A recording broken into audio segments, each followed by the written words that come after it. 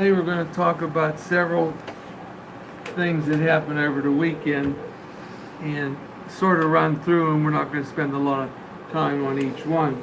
But one thing, the Robert Mueller, keeps investigating the president and says he's checking the president for obstruction. And he says now he's getting all the president's tweets together. Somebody on the news yesterday said that they were going through the president's tweets and everything, and he's lied 423 times, the president. But he's looking through all these tweets now, trying to put them together to see if he can get the president for obstruction of justice, which would be a case that would have to get him out of office unless he used up one of his pardons. So Mueller is working on this obstruction, and Trump's lawyers are saying, "Oh, he didn't do anything wrong. There's nothing there. You keep wasting your time." And then they come up with the question, will he sit down and talk to Mueller? Supposedly the president wants to sit down with Mueller, but his lawyers don't want him to. And that's where that is right now. It just keeps going on and on between the president and Mueller. And then the president said, "I'm calling Jeff Sessions to wind this investigation of Robert Mueller up." But that didn't work. But I'll keep you posted on that.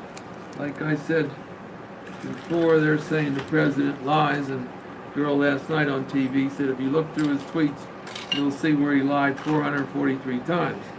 Now, the second piece of business, which is Trump plans to weaken these fuel efficiency standards.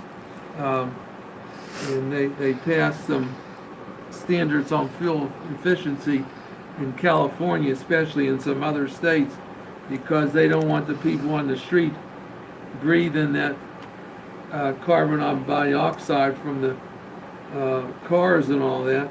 But and several states went into that, but the president is against it, and he wants to fight California and these other states because he doesn't care about the vehicles as far as putting out too much carbon dioxide. In fact, if they follow his proposal, the cars will be running 54 miles a gallon by 2023, and people be driving less older cars, less safe, but not less safe cars and trucks. We'll just have to see what happens. If the fuel efficiency, if that works, that we could save in 2020 $500 million in costs and avoid thousands of highway fatalities, and Americans will save $2,340 on the cost of each new car that they buy. The other thing in this is, with this pollution, is that they say that it would be less healthy. That's how it all started, with the people on the street, because they're going to be breathing this carbon dioxide and all that. Then the next part of it is the automakers react, and they are urging California and these states with California to come up with some solution. But I don't know if that'll happen or not, because California is the main one that's against this carbon dioxide and getting people sick and all that. And then there are 13 other states following California, and they account for more than a third of the vehicles sold nationwide. But we'll have to see what happens there. And another one that came up today is the case in Penn State. As we all know, they had the big party at the fraternity house, and one pledge fell from the second floor down to the basement. God. And they let him sit there all night. Nobody went down there. They started cleaning up the house. Oh, yeah. And then the next morning, I think they went down there and took him to the hospital, but the next day he died. And there were a lot of people involved in this, all these fraternity brothers and all that. And there were several pledges, but all the fraternities in the United States are watching this case because it was the first one.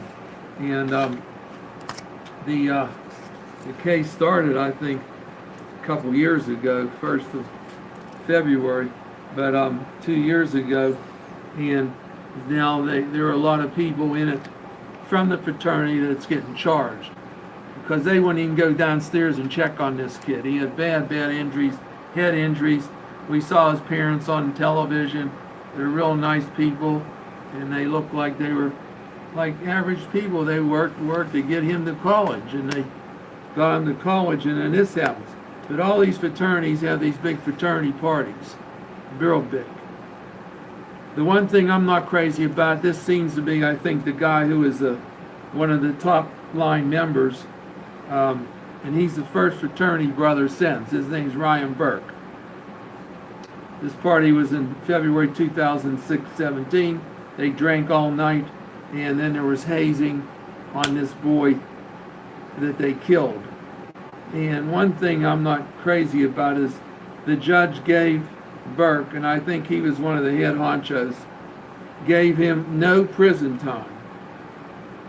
He got 27 months of probation, fined him more than $3,000, and ordered him to perform 100 hours of community service. But he didn't get 1 day in prison. Wow. And if it was my kid there, I sent him to Penn State. I worked on getting all the money together, had him there, because they just killed this guy. He slipped downstairs. They let him sit in the basement on the floor the whole night. And they went and had their other pledges cleaning up the house like there was no party. But I don't know.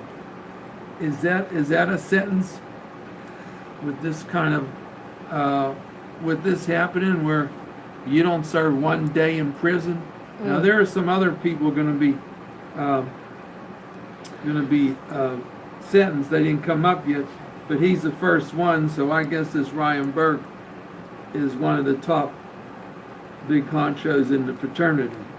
And the kid's name was Tim Piazza, who died February 2017. But I don't see what the punishment is. 27 months of probation, fined him $3,000, and he has to do 100 hours of community service. I mean, I know the judge has a job to do, but I wonder what they're going to do with these other people coming up after him, and some of them down the line. I don't know, maybe they'll just drop their cases.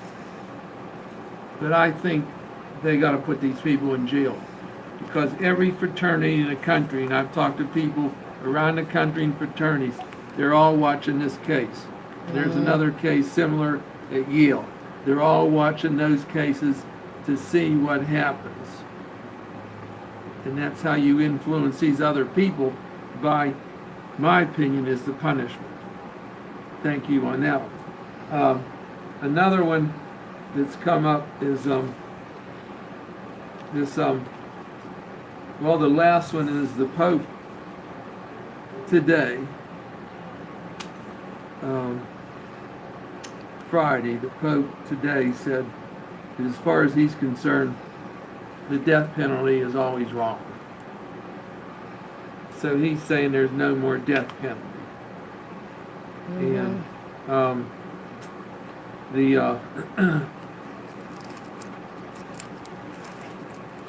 yeah, see that on the generally news last around night. the world where you have large Catholic populations, they're going to follow him.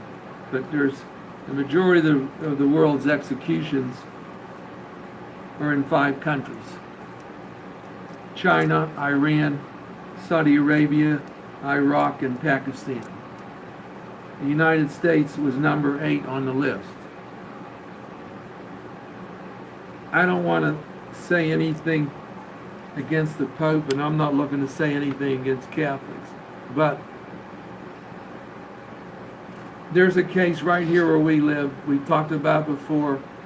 2 people walked into a bank in Conway, South Carolina. No, 1 guy walked into a bank, Conway, South Carolina. There were 2 girls working in the bank. That was it. He said he wanted some money, and then he shot and killed both of them, cold blood. And then he took off. Now he's saying he wants to serve life imprisonment. But I think the feds are checking out the death penalty on this guy. In my opinion, I think from what he did, those 2 people, one was younger, older women, they had children, grandchildren. I mean, if this is a death penalty case, I would say that's it. Now, the Pope is saying that he wants to rule out every death penalty case. And I don't have anything to jeopardize the Pope, but he has an opinion. He's the head of the Catholic people in this country, and there are a lot of countries, just like we talked about around the world, where they don't have the death penalty. But I don't know. I don't know. I can't get that straight in my head. Certain things, like the case I talked about, in my opinion, do I want to support that man for 50 years in prison, or do I want to see him get the death penalty for what he did? I want to see him get the death penalty. Thank you.